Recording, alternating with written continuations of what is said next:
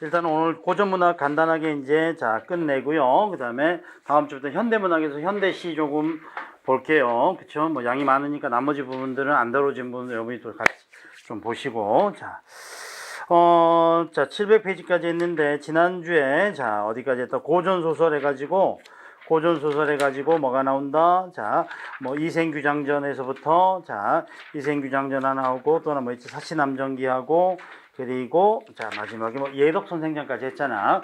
그리고 이제 나와 있는 게 4번에 뭐 운영전 나오고 5번에 박시전, 6번에 호질 나오는데 그것도 간단하게 봅시다. 그 다음에 뭐 지난주하고 계속해서 이어서 뭐 소설류 같은 경우는 결국은 뭐야 소설을 다 읽어보는 게 관건인데 우리 공무원 시험에서 아주 일부만 나오니까 여기 주어진 부분들은 여러분이 천천히 읽어보시도록 하고요.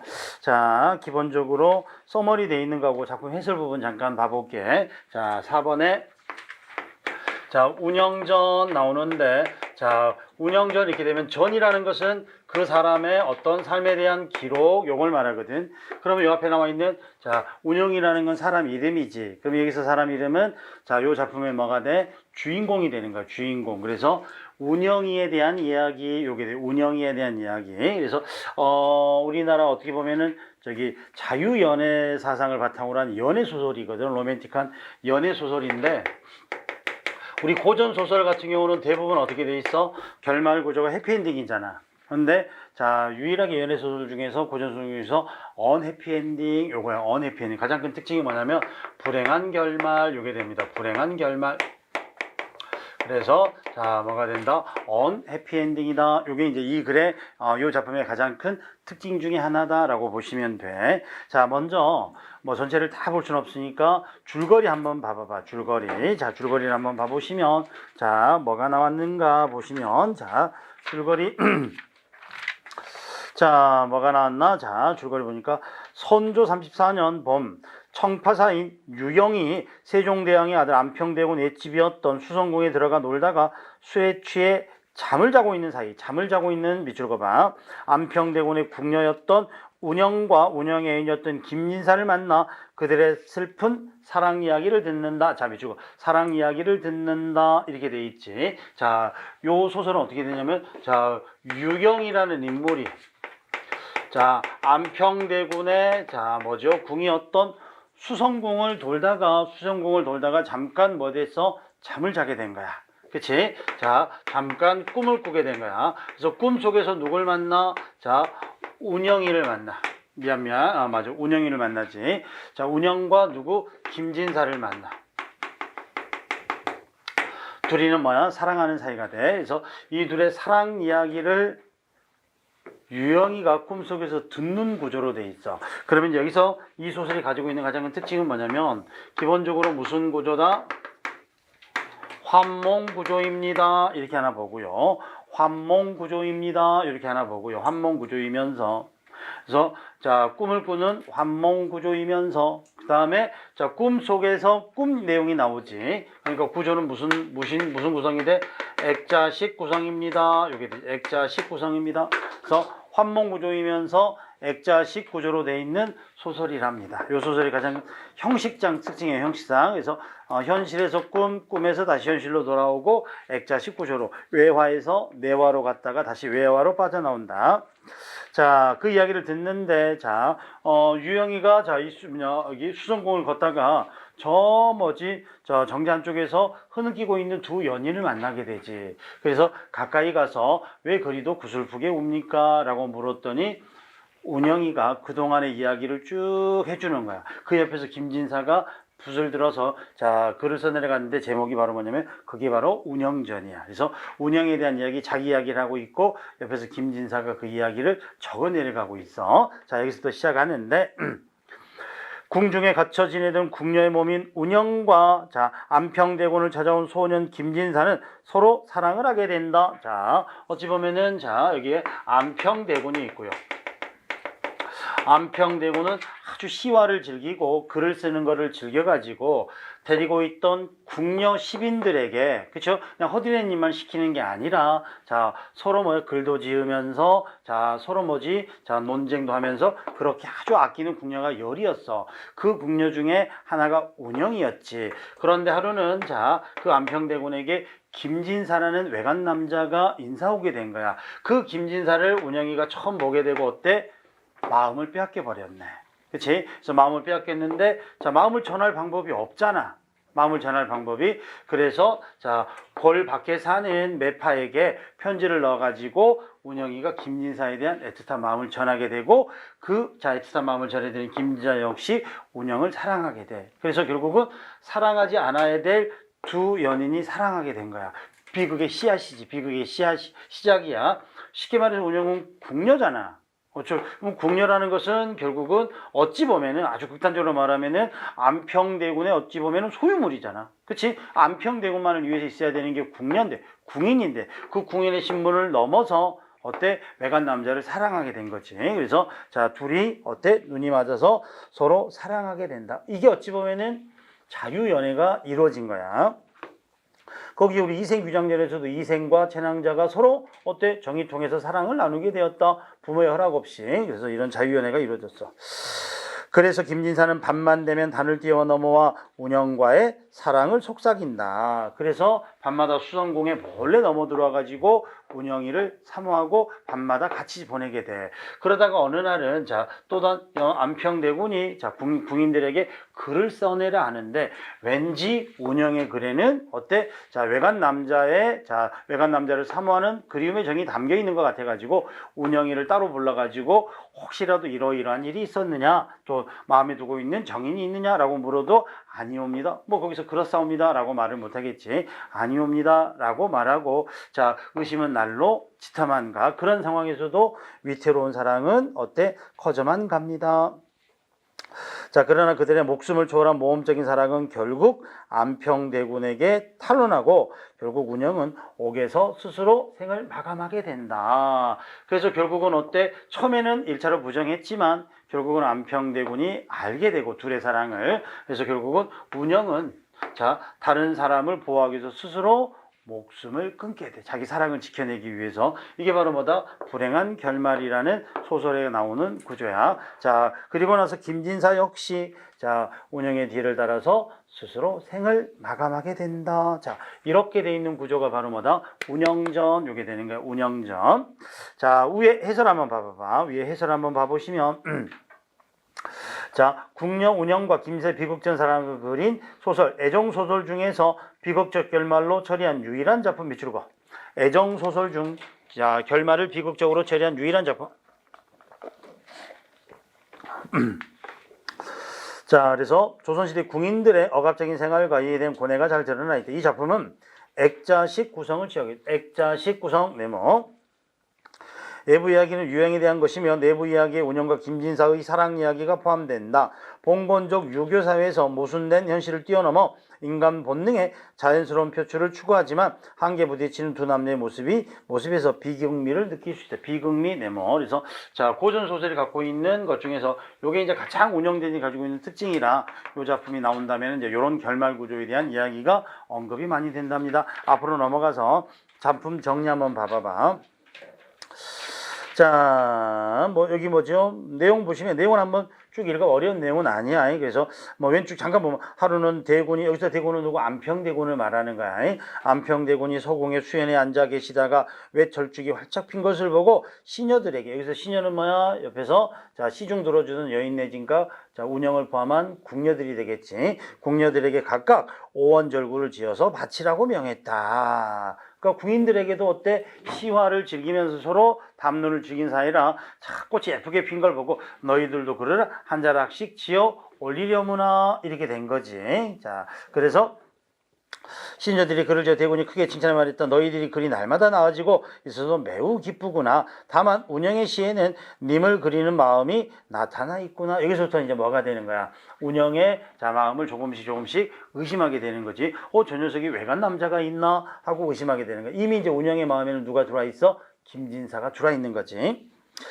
그래서 지난번 부연시에도 그러한 마음이 희미하게 엿보이는데 지금 또 이러하니 내가 따르고자 하는 사람이 어떤 사람이냐? 김생의 상냥물에도 말해주던 데가 있었는데 네가 생각하는 사람이 혹시 김생 아니냐? 그래서 김생이라는 건 자, 네 김진사를 혹시 마음에 두고 있는 거 아니냐? 김진사의 그래도 자 뭐죠? 약간 연모의 정이 드러나던데 그래서 서서히 어때 안평대군이 의심을 하게 되기 시작하지. 그래서 위기에서 결정으로 넘어가는 단계야. 이 뒷부분 한번 읽어보시고 자 오른쪽 한번 봐봐봐.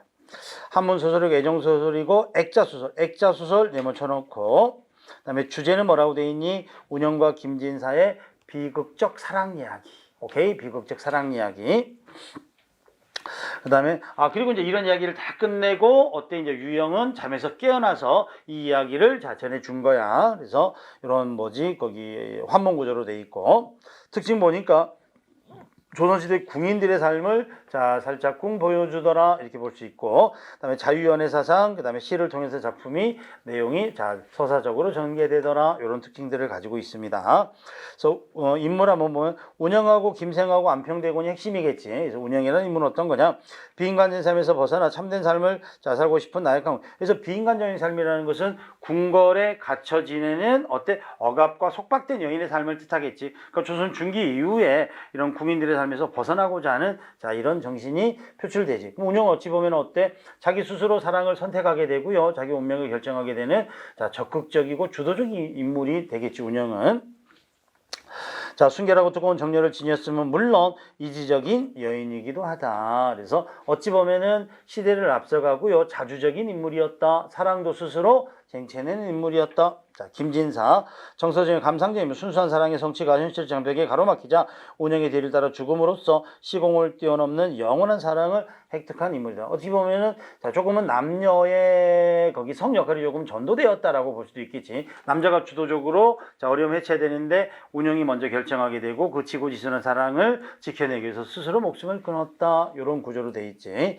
안평은 겉으로는 품이 있는 행동을 보며 도덕군자인 체하지만 밑바닥에 위선이 도사리고 있으며 자신의 권위가 도전받아 생각하자 나약한 궁녀들에게 행포를 부리는 반동적인 인물이다. 그래서 결국은 처음에는 좋은 인물로 드러나지만 둘이 사랑을 깨닫고는 자 그런 사실을 알아내기 위해서 다른 궁인들에게 어때 저기 취조를 하기도 하고요. 불이익을 가하기도 하고 이런 조금 이중성을 드러내는 인물입니다. 한 개인의 도덕성을 나타내기보다는 전근대적 사고를 가지고 있는 당시를 대변하는 전형적 인물. 자, 미주거 전근대적 사고를 가지고 있는 당시를 대변하는 전형적 인물. 그러니까 쉽게 말해서 아까도 말했지만 운영은 시대를 앞서가는 인물이지. 그치? 그러다 보면 안평대군은 어때? 그 시대를 또 대표하는 인물이지. 그러니까 이런 시대적 상황 속에서 어찌 보면은 자 사회의 변화의 모습을 좀 보여주고 있다. 지금 쌤도 잠깐 쉬는 시간에 봤는데 옛날에 한참 우리나라에서 거기 활동했던 방송이 사유리라는 여자가 있었잖아. 한국말 제대로 못하는데 최근 뉴스에서 뭐가 나와? 비혼모가 나오지. 미혼모하고 비혼모는 틀리지. 그래서 비혼모는 결혼하지 않고 인공수정을 통해서 남의 정자를 받아가지고 아이를 낳잖아. 근데 그게 이제 문제가 되는 건 뭐냐면 우리나라에서는 그게 선생님이 잠깐 읽어봤는데 불법은 아닌가 봐.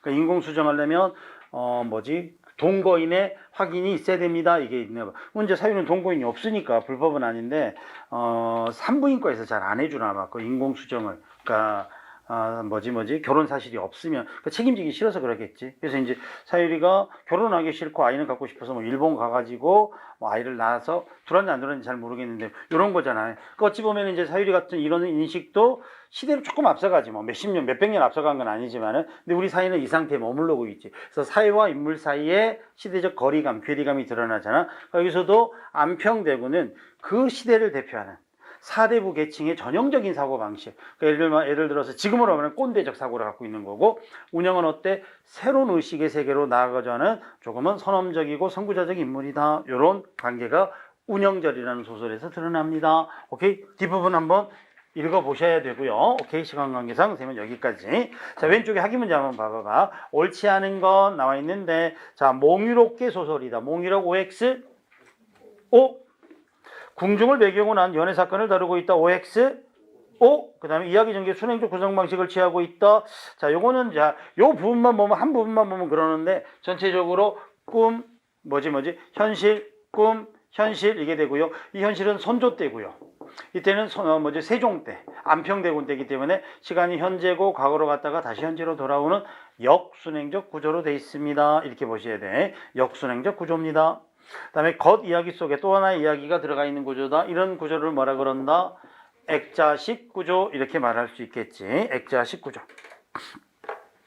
자, 그 다음에 자 5번 보시면 자 박시전 요게 되는데 자 요것도 이제 역시 운영전 박시전 요게 되죠. 자, 요거는 뭐냐면 창작 군담 소설입니다. 군담 소설이고요. 군담 소설이라는 것은 뭐죠?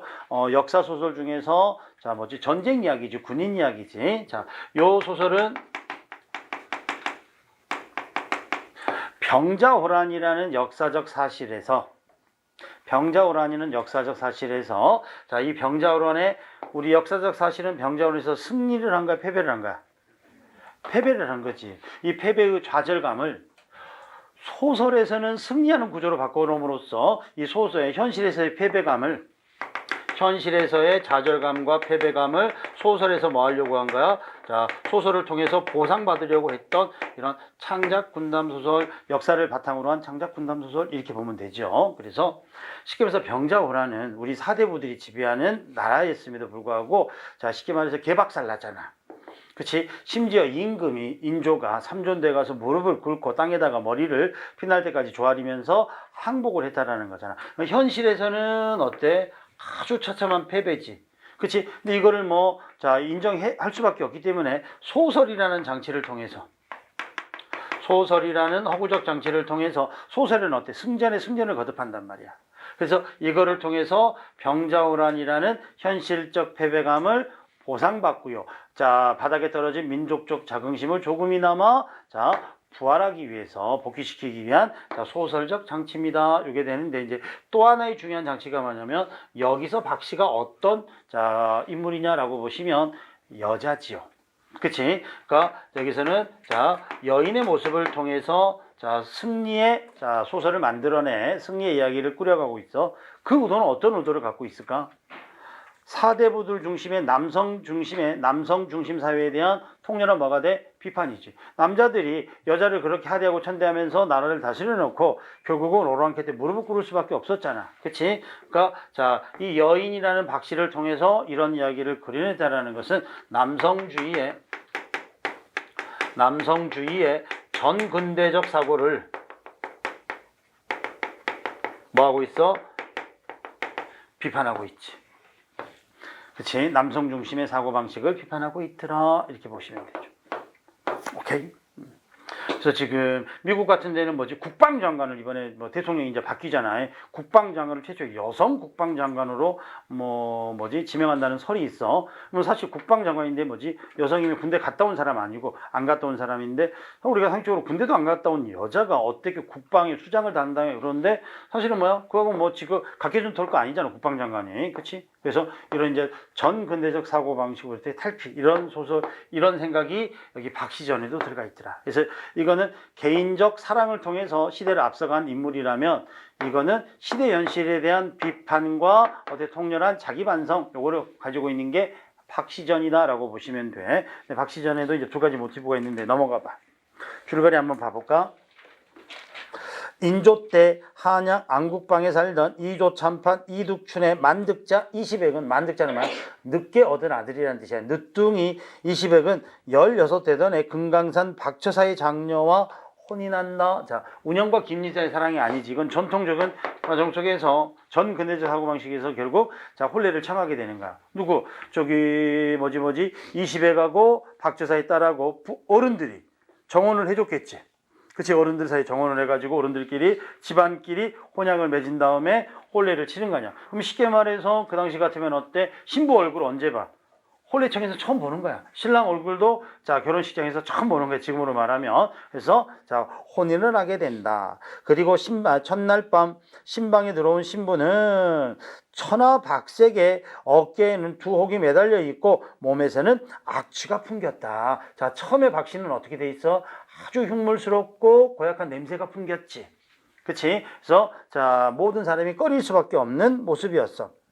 그래서 소박대기가 된 박씨는 그러니까 어때? 이시백이가 자 혼자 합방을 하지도 않고요. 아내를 뭐 돌보지도 않았겠지. 그래서 이제 박씨는 실제로 뭐였냐면 시아버지 되는 사람에게 저에게 저기 뭐야 후원에다가 조그마한 집을 한 채 지어주십시오. 미리 자기의 처지를 알고 그래가지고 그 집을 피화당이라고 이름을 지어서 피화당.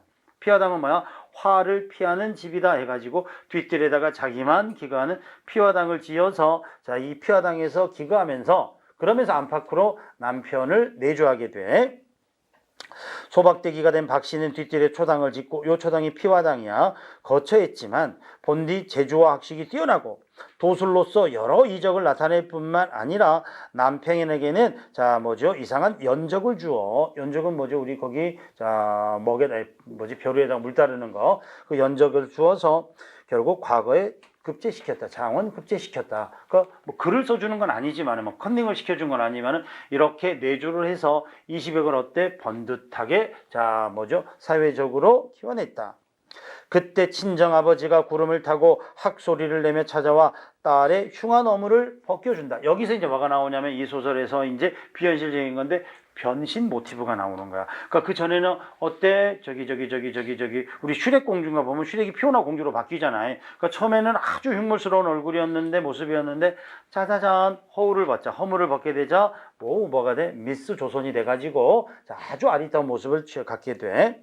그래서 시백은 미인으로 변모한 부인에게 마침내 사과하고 그의 벼슬은 평안감사 병조 판사에까지 여기까지가 보통 전반부야. 가정 내 이야기야. 그치? 이것도 뭐냐면 자 여인의 능력을 홀대했던 그런 시대적 상황을 보여주고 있어. 그러면서 또 하나는 뭐냐면 외모 지상주의라는 현실을 비판하고 있어. 제주는 똑같잖아. 박씨의 제주는 근데 처음에는 아주 흉물스럽게 얼굴이라 남편이 자 뭐지요 경원시했다면 나중에 아리따운 여인으로 변모하자 남편이 사과하고 가까이 두고 사랑했다. 쌤도 그럴 것 같은데 자 아무튼 그래. 그래서 여기까지가 전반부야. 전반부. 그다음에 후반부는 그 무렵 이제 후반부 이야기인데 호국은 청나라가 되겠지. 호국의 가달이 조선을 넘보므로 그는 임경옥과 함께 이를 평정하니 호국에서는 자객을 보내 두 사람을 암살하고자 하나. 자 누구를? 임경옥과 박씨를. 하지만 박씨가 이를 미리 알고 예방한다. 또한 용골대 형제가 호병 3만으로 서울과 광주에 침입하지만 박씨의 도술에 혼이 나고 물러간다. 이로써 박씨는 충렬분이 되고 시백은 영의정 세사자가 되어 그 사순에게까지 벼슬이 내려진다. 이렇게 돼 있지. 자 여기서 봐봐. 박씨의 도술에 혼이 나고 물러간다. 이게 바로 뭐야? 역사적 사실과는 반대되는 거지. 그러니까 승전을 하는 거지. 실제로 이제 여기서 용골대 형제라는 것은 뭐냐면 청나라 장수들이 와가지고 자 승전한 다음에 우리 두 왕세자와 그때 소현세자하고 복림대군하고 그 다음에 뭐죠? 많은 조선의 여인들을 공물과 함께 자 볼모로 잡아가잖아. 자 그런 현실이었는데 자 작품 속에서는 실제로 이제 뭐가 나냐 그런 용골대 앞을 가로막고 박씨가 자 도술로서 두 사람을 물리쳐 동생의 목을 베어내고 그래서 그런 장면이 나오는데 소설에서는 통쾌한 복수를 이루지. 그게 바로 뭐다? 현실에서의 실패를 소설에서 보상받고자 하는 정신적 위안이다. 요게 되는 거야. 그래서 전반부와 후반부 이렇게 나눠지면 돼. 작품 해설 위에 봐봐.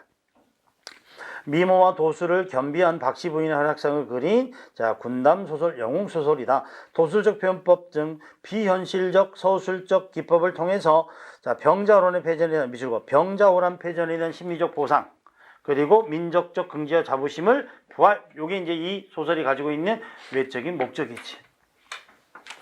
마지막에 여성의 능력과 지혜로서 무력한 남성 사회를 비판한다. 오케이. 그래서 남성이 실패한 거는 현실이고 그런 현실을 박씨라는 여인을 통해서 회복하고 자 구원받는다. 이런 구조로 되어 있는 거야.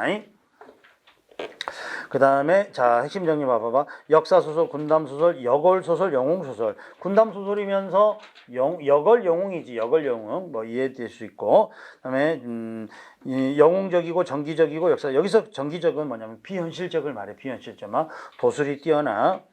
자 배경은 병자호란 하나 알아보면 되겠고 제재됐고 주제 청나라에 대한 적개심과 복수심의 바탕이겠지. 그 다음에 두 번째 박씨의 영웅적 기사 그다음에 특징 변신 모티브 역사적 사실을 전제로 한 여성을 주인공으로 한 영웅 소설. 자, 이해됐죠? 자, 이거 내용 잠깐만 봐봐. 차설 이건 차설은 뭐냐면 우리 고전 소설에 자주 나오는데 장면 전환할 때 한 편 뭐 이런 정도로 이해하시면 돼.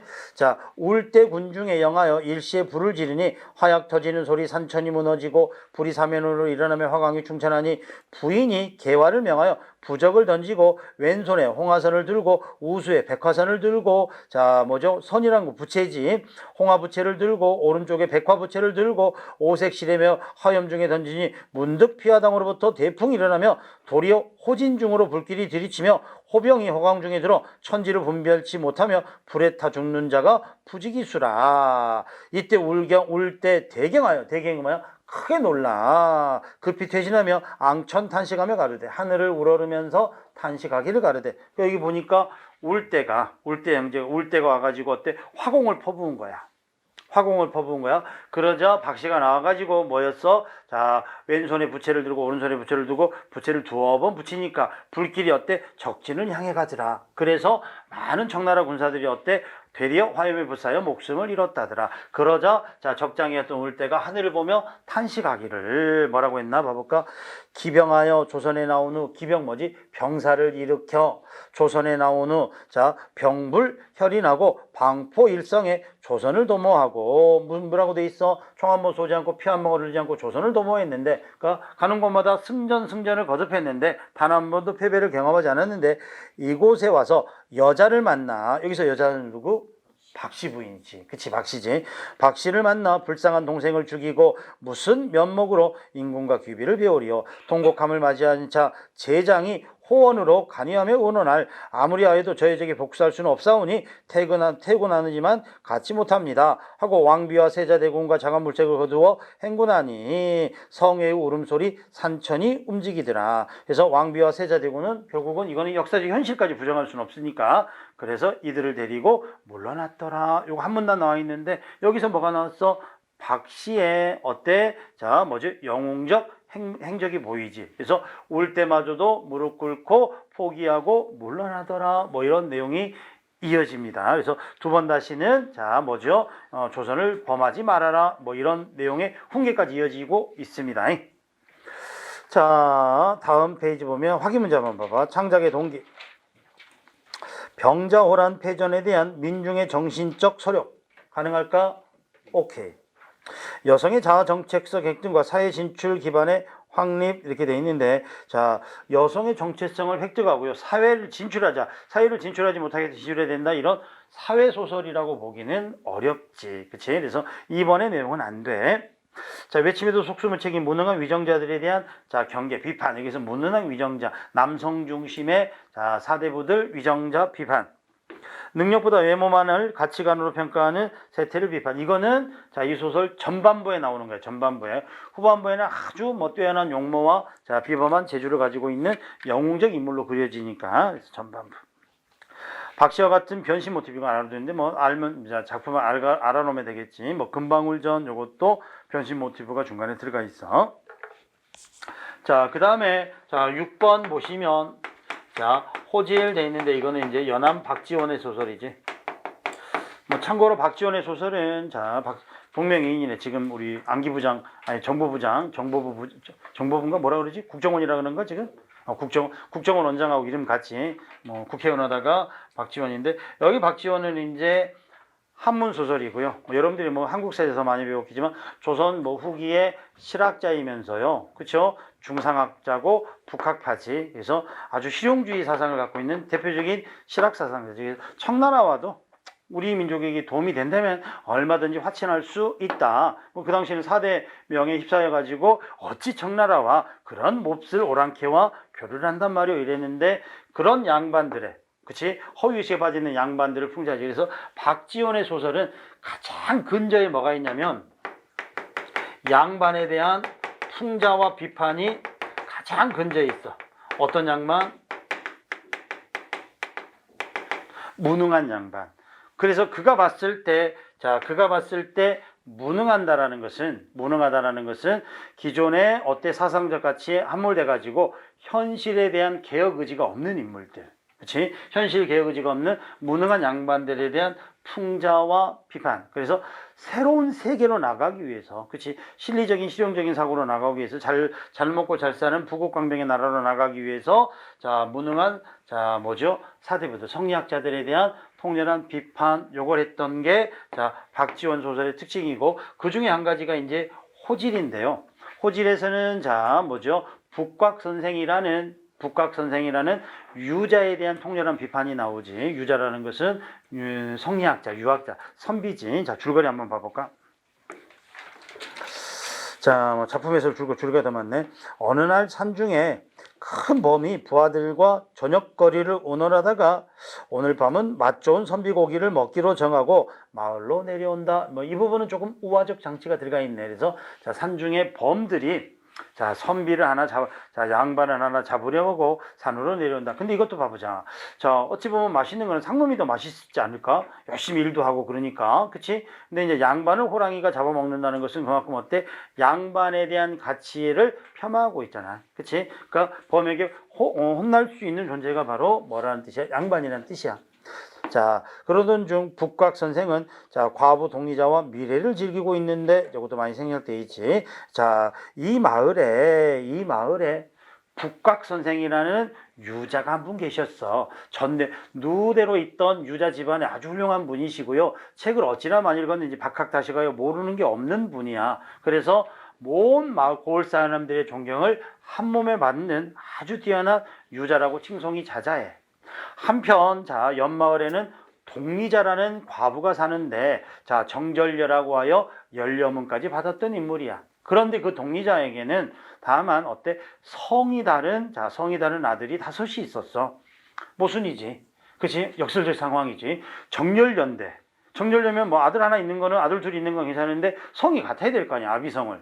근데 성이 다르다는 건 뭐야? 자 남편을 뭐야? 5번이나 갈아치웠다는 뜻이잖아. 결코 정절녀가 아니지. 이런 이제 모순적인 상황에 두 인물이 자 모이게. 그래서 하루는 이제 밤이 익숙해지자 북각 선생이 자 과부인 동리자의 집에 자 방문을 하고요. 그런 북각 선생을 또 어때? 동리자는 방문을 열어 반갑게 맞이하지요. 그래서 둘이 밤이 깊도록 미래를 나눕니다. 그때 자 동리성이 자 성이 다른 아들 5이 있었죠. 아들들이 북각 선생과 동리자의 말을 엿듣다가 북각 선생의 목소리가 들리는 것을 의심하고 그는 여우로 오해하게 된다. 그들은. 그래서 이제 자 둘이 조용히 미래를 나누는데 아들놈들이 보니까 안방에서 뭔가 궁시렁궁시렁 소리가 나거든. 그래서 가까이 가서 귀를 대보니까 많이 듣던 목소리야. 생각해 보니까 북각 선생의 목소리인 거야. 근데 5인 생각하니까 도저히 북각 선생은 그럴 뿐이 아니시고 이는 필시 자 여우놈이 그렇죠? 마을의 존경을 한 몸에 맞는 북각 선생으로 변신해가지고 우리 어머니를 꼬시는 걸 거야. 그래서 옛말에 여우는 돈이 된다고 하니 저 녀석을 잡아가지고 우리 돈이라도 벌어보세나 하고 문을 벌컥 열고 자 북각 선생 후려치려고 하자. 북각 선생이 어때? 갑작스러운 자 뭐죠? 팔매질에 결국은 똥줄 빠지게 도망가다가 자 밤이 익숙해진 어둠 속에서 어때 똥구덩이에 빠지게 되더라. 여기까지가 일단은 또 한 가지 사건이 일어나지. 자 그래서 아들들에게 쫓겨 다니던 북각 선생은 결국 논바닥에 있는 똥구덩이에 빠지고 기어 나오던 차에 큰 범 한 마리를 만난다. 이때 범은 어떤 범이었을까?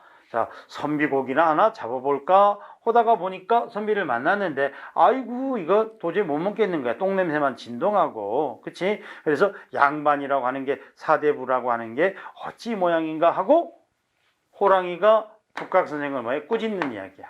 그게 바로 호질이 되겠지. 그러자 자 북각 선생이 머리를 조아리면서 자기 죄를 사하면서 갖은 아첨과 변명을 하지. 그러는 사이 머리를 조아리는 사이 어때? 호랑이는 떠나버리고 날이 밝자 자 일 나온 농부가 아니 북각 선생이 어인일로 이 신새벽에 와서 저를 기도를 하고 계십니까? 그러니까 다시 털면서 양반이란 무릇 자 하늘을 섬기고 기도를 해야 되는 법이야 하고 위선을 부리면서 길을 떠나더라. 뭐 이런 내용을 통해서 북각 선생에 대한 즉 위선적인 양반에 대한 풍자와 비판을 보여주고 있는 소설이 호질이더라.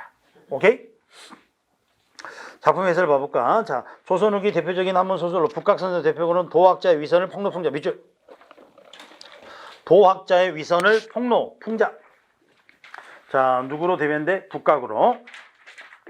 이 작품 크게 세 번 나눌 수 있는데, 자, 범과 장기들이 논란 끝에 유자를 먹잇감으로 정하는, 자, 첫째 부분. 그러니까 유자는 어때? 자, 호랑이의 먹잇감밖에 되지 않아.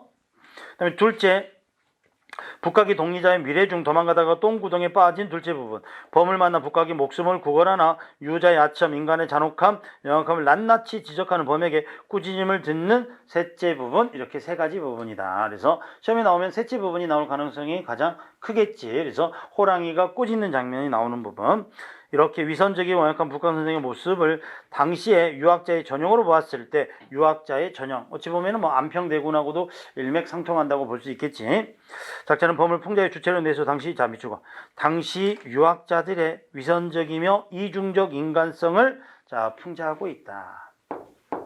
오케이? 그래서 호질이라는 게 나오면, 여러분들 시험장에 가면 딱 호질을 만나면, 아, 이게 이런 내용이었고, 자, 이중적이고 위선적인 양반에 대한 통렬한 비판과 풍자가 들어가 있는 거구나. 이걸 알고 작품을 읽는 거하고, 이게 뭐지 하고 읽는 거하고는 천양지차야. 그래서 이런 서머리라도 꼭 알고 계셔야 돼. 자, 다시 앞으로.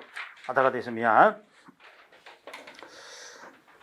조금만 읽어볼까? 자, 정이라는 고을에 벼슬을 탐탁하게 여기지 않는 학자가 살았으니 북각 선생이었다. 벼슬마저도 탐탁하게 여기지, 아주 어때 욕심 없고, 자, 뭐죠? 글을 읽기를, 자, 지고지생을 가치로 사는 사람이란 뜻이지. 그는 나이 40에 손수 교정해낸 책이 10,000권이었고 또 구경의 뜻을 부연해서 다시 소설한 책이 15,000권이었다. 천자가 그의 행동을 가상히 여기고 제후들이 그 명망에 존경을 받고 있었다. 그래서 자, 겉으로 드러나는 북각은 어때?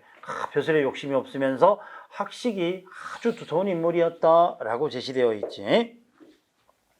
그 고장의 동쪽에는 동리자라는 미모의 과부가 있었다. 천자가 그 절개를 가상히 여겨 제후가 그 현숙함을 사모하여 그 마을의 둘레를 봉하여 동리과부지려라고 했다. 그 뭐냐면 동리자가 사는 마을입니다. 자, 연려의 마을입니다. 이처럼 동리자가 수절을 잘하는 분이라 했는데 실은 스라의 다섯 아들이 저마다 성을 탈리하고 있었다. 이것도 결국 뭐야? 수절한다는 동리자가 결코 수절녀, 정절녀가 아님을 보여주기 위한 장치지. 그래서 두 인물이 먼저 소개되는데 두 인물 다 어때? 모순적이고 표리부동한 인물임이 여실히 드러나네. 그리고 쭉 미래를, 자, 나누는 부분 있고요. 제일 마지막에 한번 봐봐봐. 제일 마지막에. 자, 제일 마지막에 범은 북각 선생을 보고 오만상을 짚어려 구역질하며 코를 사주고 외면했다. 그다음 북각 선생은 머리를 조아리고 범 앞으로 기어서 세 번 자라고 꿇어앉아 우러러 아랜다 넘어가서 호랑님은 덕에 지극하시지요. 대인의 그 변화를 본받고 재앙은 그 그람을 배우며 자식되지 않은 효성을 본받고 장수는 그 위함을 취하며 거룩하신 이름은 신령스러운 용의 짝이 되는지라. 풍운의 조화를 부르시며 하토의 천신도 아랫 마을의 선한 선비도 천신도 감히 아랫바람에 소옵니다. 이게 바로 뭐지? 목숨을 구걸하기 위해서, 자, 선비의 유자의 아첨을 보여주는 거지. 이런 아첨까지 다 듣고 참으로 영악한 지고 참으로 더러운 지고 하면서 호랑이가 질책하더라. 요 내용이 바로 호질이더라. 알겠지요? 자, 왼쪽에 문제 봐볼까? 작가의 의도 위커를 통해서 나타내고자 하는 것은, 자, 하층민에 대한 탐관오리의 부정과 부패. 자, 여기서 북각이나 이런 것들이 탐관오리는 아니지. 그치? 1번 아니고요. 한국인 의적은 범의 신령스러움과 위험. 이거는 뭐 당군신화도 아니고 당군신화는 차라리 곰이니까 뭐 2번은 안 되지. 당시 도학자들이 지금 있던 허위의식과 위증적인 태도를 우화적인 범을 통해서 드러낸다. 3번 딱 떨어지지. 요 말을 꼭 이해하고 있으면 호질이 나오면 이런 설명이 꼭 하나 정도는 나오겠지. 왜? 주제니까. 그치? 남녀 간의 애정은 신분의 차이나 관습의 곤래를 벗어나 진정한 성취를 이룰 수 있음을 보여준다. 이렇게 돼 있는데, 뭐 4번 정도가 되면, 운영전 정도가 되면, 이생규장전 정도가 되면 4번에 대한 설명은 될 수 있겠네. 근데 호질에서는 남녀 간의 뭐 애정, 요건 문제가 중심 내용은 아니지. 북각 선생하고 동리자의 사랑이 뭐 신분을 초월한 사랑이다, 뭐 존경받을 만한 사랑은 아니라, 자, 위선적인 모습으로 봐야 되겠지. 자, 그 다음에 북각선의 인물됨. 자, 한마디로 말해서 어떤 인물이다? 표리가 부동합니다. 이렇게 표리가 부동합니다. 겉과 속이 다릅니다. 이렇게 가야 되겠지. 참고로 말하면 노심조사, 늘 근심하고 걱정하다 이런 뜻이고, 호가호의가 뭐지? 호가호의. 지금으로 말하면 청와대를 사칭해가지고 권세를 부리는 거지. 위세를 부리는 거지. 호가호의는 여우가 호랑이의 위세를 빌려 권세를 누리다 이거잖아. 그러니까 산중에 한번 여우가 지나가는데 다 머리를 조아리고 꼬리를 내리면서 숨잖아. 그래서 오 어깨가 으쓱했는데 알고 보니까 뒤에 호랑이가 따라오면 알 수 있지. 그래서 자 권세를 빌어서 위세를 부리는 거 호가오이. 수주대토. 뭐 어리석고 자, 융통성이 없음, 각주구검 이런 정도로 보면 되겠지. 그 다음에 쌤이 이제 고전수를 조금 더 읽어봐야 될 거를 쌤이 몇 작품을 넣어놔서 자주 다뤄질 만한 것들. 그래서 가장 좋은 방법은 베스트는 요 작품을 다 읽어보는 거지. 그치? 그것도 안 되면 차선으로 요거라도 읽어봐. 이것도 안 하면 시험장 가서 그냥 잘 찍어야지. 그치? 아니면 이제 열심히 쌤이 하는 말이 늘 열심히 기도해야 돼. 뭐 내가 아는 것만 나와라. 또는 더 기도빨이 영감하려면 뭐야? 내가 쓴 것이 모두 맞아라. 이러면 되겠지. 그건 로또 당첨되는 것보다 더 어렵지 않겠니? 그치? 로또는 몇 개 맞추면 돼? 6개 맞추면 되잖아. 그치? 근데 공무원 시험은 100개 맞춰야 되잖아. 훨씬 어렵겠네. 자, 이렇습니다.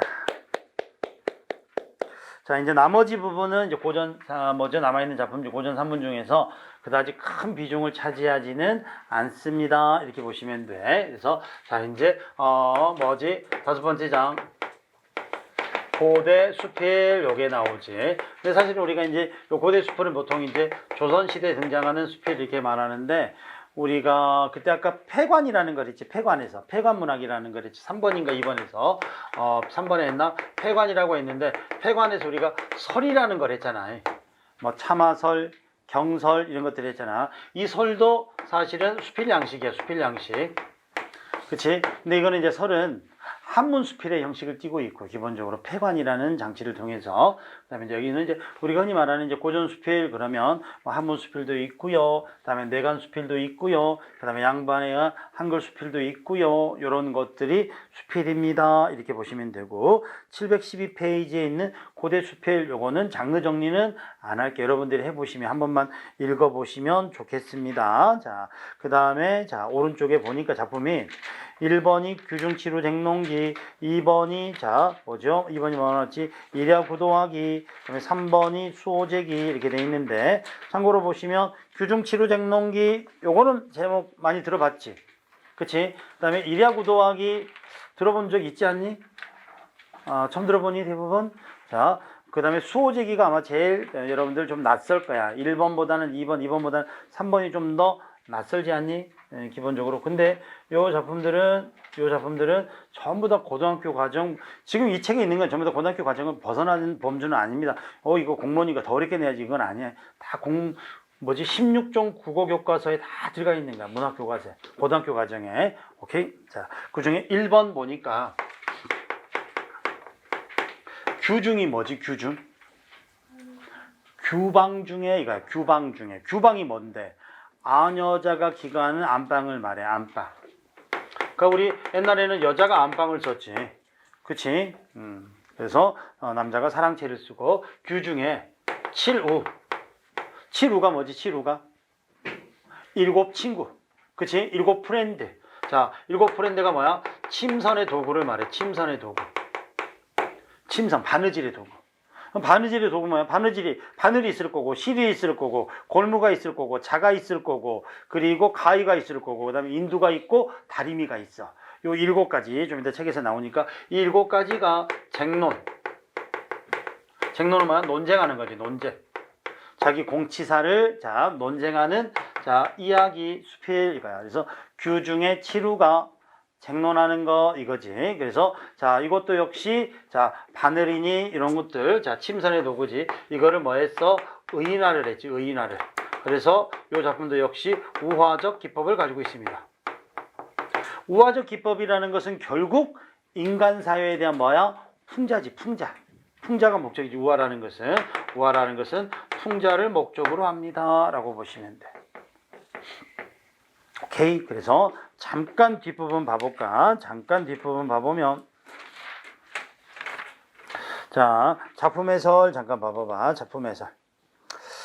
이 작품의 묘미는 우선 자, 가희 등 사물을 의나 동그라미, 각시, 부인, 낭자, 할미 등 구체적인 인물로 설정해 생김새와 쓰임새를 핍진하게 그린 점에 있다. 진솔하고 그대로 그린 점이 있다. 그리고 공을 다투는 부분과 원망을 하소연한 부분을 뚜렷이 대조하는 구성을 통해 인간 심리의 변화 그리고 이해관계에 따른 세태 등이 변화하는 세태 등이 의미심장하게 함축되어 있다. 결국은 뭐냐면 그냥 일곱 친구가 쟁론하는 것처럼 보이는데 이게 우화적 기법이고 인간 세상을 풍자하는 거니까 세태라서 변하기 쉬운 인간의 마음을 풍자적으로 그려낸다 이거지. 그래서 세 번째 줄 밑줄고 인간 심리의 변화, 이해관계에 따른 세태 등이 의미심장에 함축되어 있다.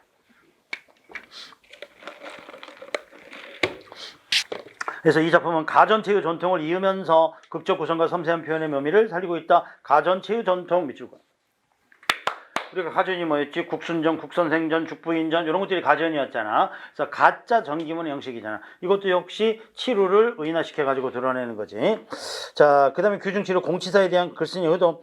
규중치루 서로 자신의 일을 구체적으로 설명해 공치사는 대목이다. 이 대목은 당시 규중치루의 공치사만 드러내는 게 아니라 서로 자신의 공을 더 내세우려고 하는 세태를 풍자 밑줄과 자신의 공을 내세우려는 세태를 풍자. 이기적인 공치사를 말하지.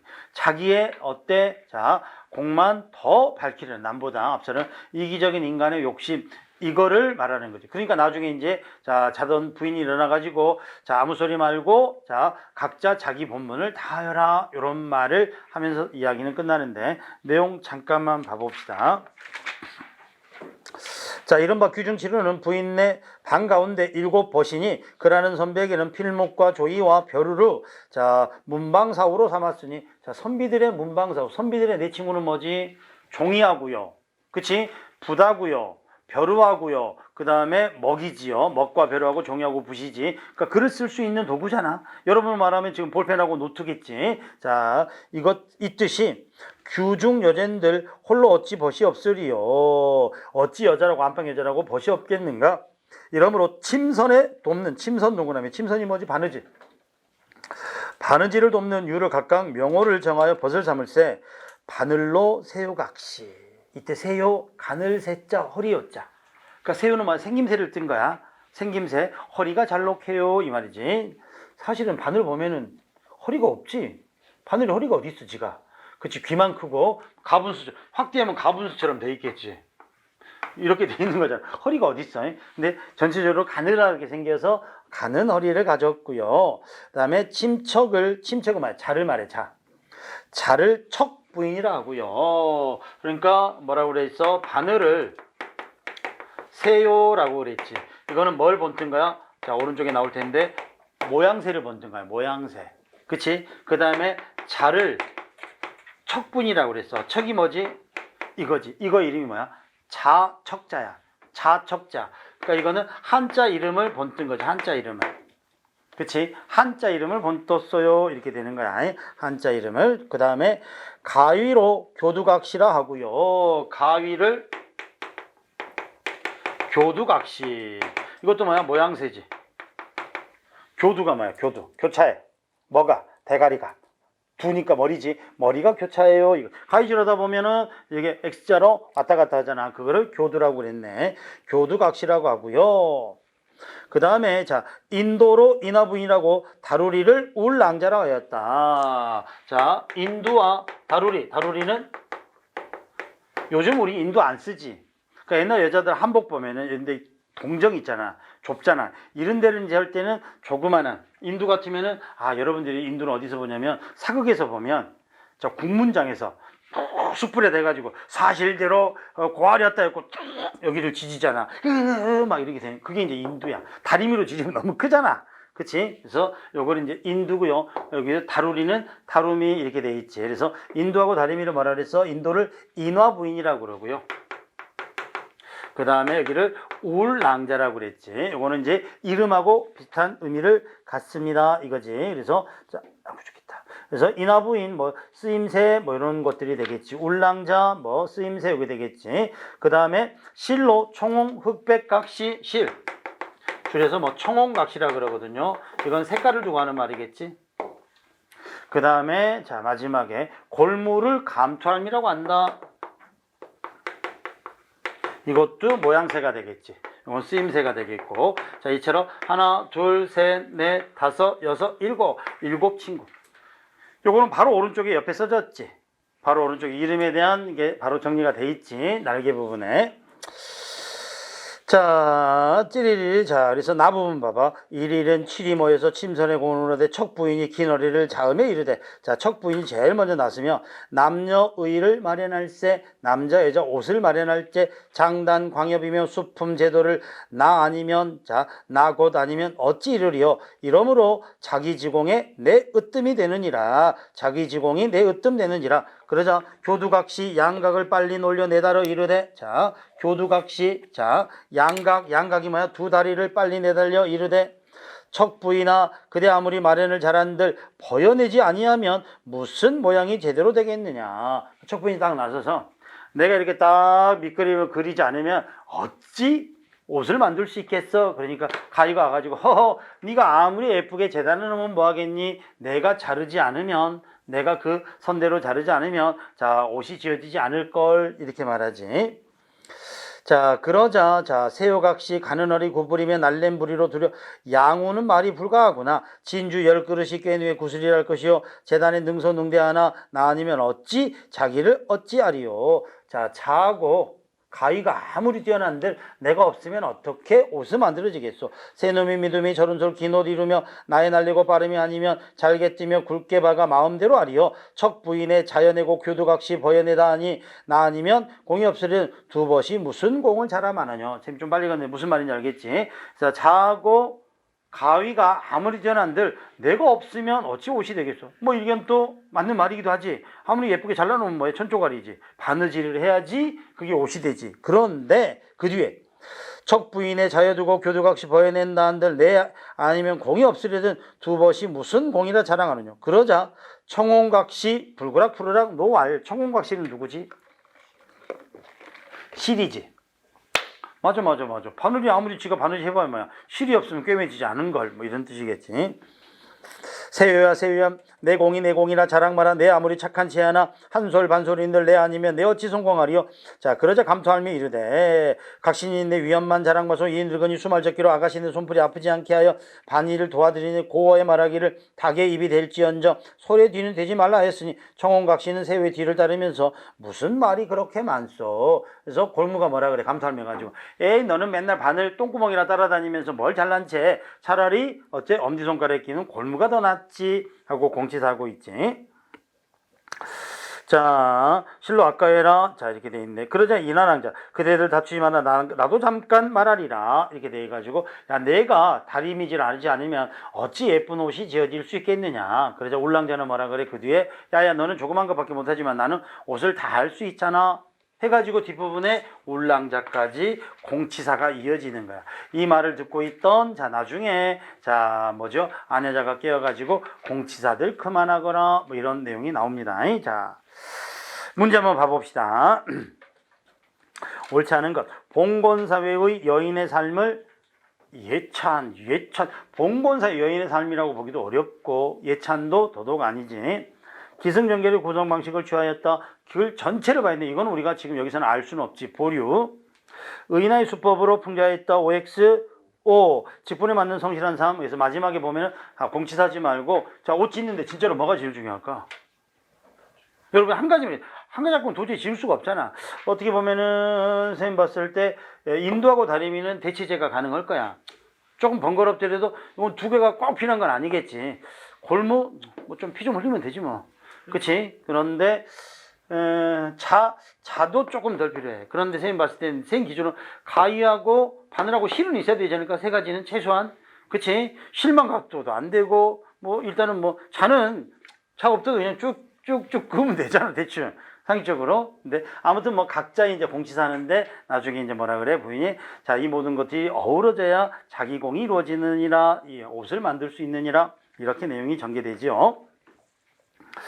자, 그래서 1번은 예찬하는 내용은 아니더라. 자, 2번. 자, 청홍각시는 뭐를 두고 하는 말이다? 색깔. 그치? 그 다음에 척부인은 쓰임새가 아니라, 척부인은 뭐? 이름에서 나온 거야, 이름. 자척자니까. 자, 여기까지 하고요. 자, 10분만 또 쉬었다가, 자, 이것들을 안 할 수도 없고, 조금만 더 하도록 합시다. 10분만 쉬었다가.